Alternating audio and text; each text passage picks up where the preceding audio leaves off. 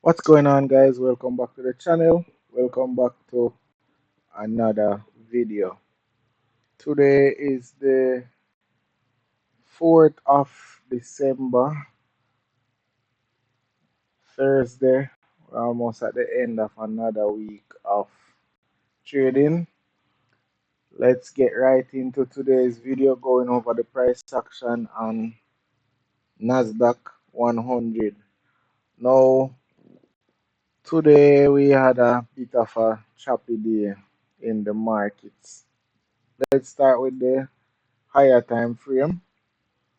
So currently this is what we're looking like on the higher time frame. I'm just pulling up this drawing tool here.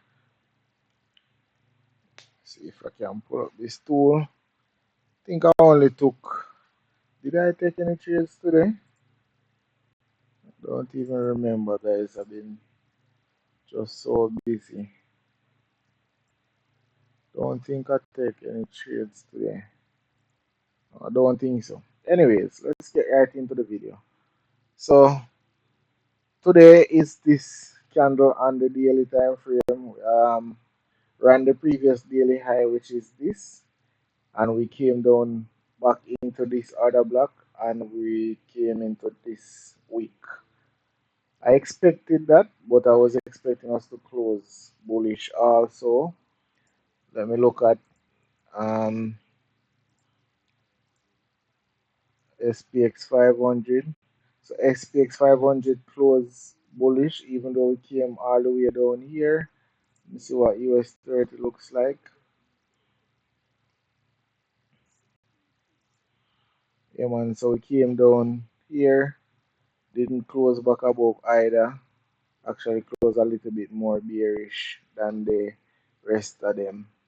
So, yeah, man. So, indecisive moment in the markets today. Was expecting us to target this high. We didn't quite make it up there, but nevertheless, it was a good trade in there still. So, let's get down to the lower time frame. On the 4 hour time frame, this is what the weekly profile looks like. So we have now Friday, so this is Monday, Tuesday, Wednesday, Thursday, and Friday. So that is what we're looking at on the weekly profile. So we traded down, started the week here, we opened it a gap up, traded down, and then we came all the way back up here.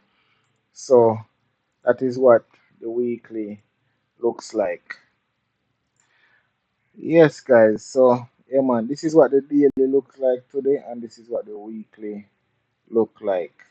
So, daily candle we traded down into here, and we ran the previous daily high, which is this daily candle. This is what the weekly candle looks like. So, we traded down into this candle here.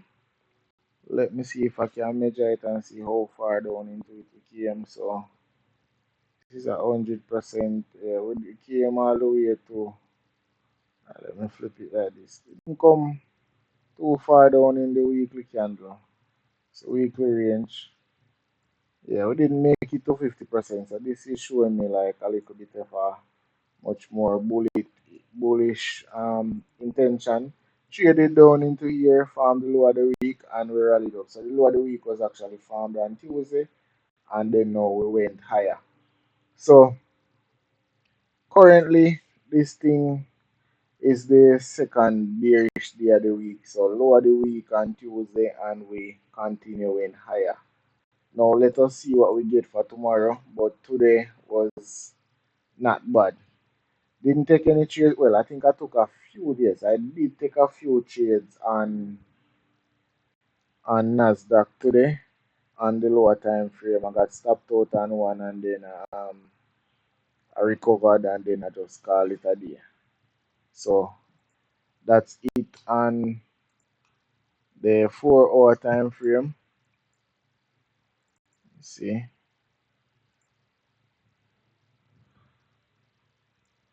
zoom out. See if I can bring this across some more. Okay, I just zoom it like that. So yeah, man, this is now the 1 hour time frame. Well, the 50 minute. This is the 50 minute. Switch to the 1 hour time frame. So this is the 1 hour time frame, and this is how we did. So pretty much in a sideways movement for the last couple of days. So this is Wednesday. Well, this is Tuesday, Wednesday, Thursday. So we're still inside this range, not breaking out. We just spiked up to call the high. I think we had some news, and then now we just sold off and consolidated around for the rest of the day. So the moves were there, but they were on the lower time frame. Looking at the 15 minute, that is what I used to take the trade today while I was at work. Let's turn on the trade history. I took an entry here when the 15-minute candle had flip. I think I got stopped out on one entry and I took two more. Boom, boom. Went into profit. Close out. I had taken a loss. Yes. I tried to take a buy here, trying to think this thing was going to break out because we had taken this liquidity. So I was thinking we were going to run the highs in Asia. That, however, did not occur. So got stopped out about a quarter% risk, and then now didn't wake up for London, so I traded the little part after the NYSE open here. This is around 10:30 there about where I caught this buy. Should have um handled it better, but like I said, when most times I'm at work I can't trade properly, so I just take what I can get and just leave. So that's how that played out. Got stopped out on the runner here.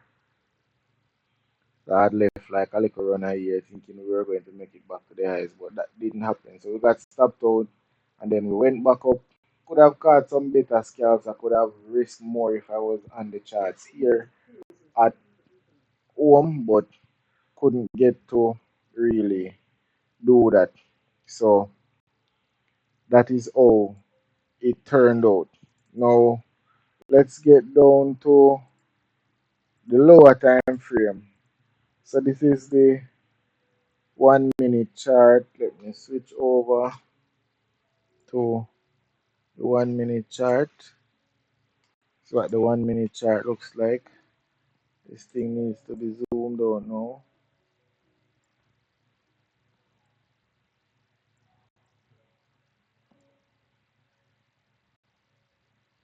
See if I can zoom this out. Alright, so that should be fine there. Alright, so let's go to trading view now.